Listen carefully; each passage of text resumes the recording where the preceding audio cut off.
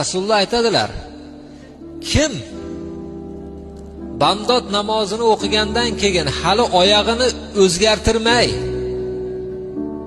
shuni 10 marta aytsa, shomda o'qigandan keyin oyog'ini o'zgartirmay 10 marta aytsa, bu odamga balo urmaydi.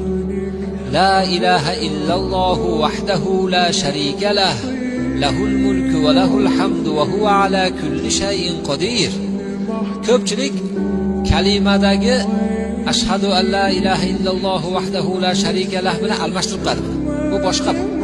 Namozdan keyin sal qisqaroq.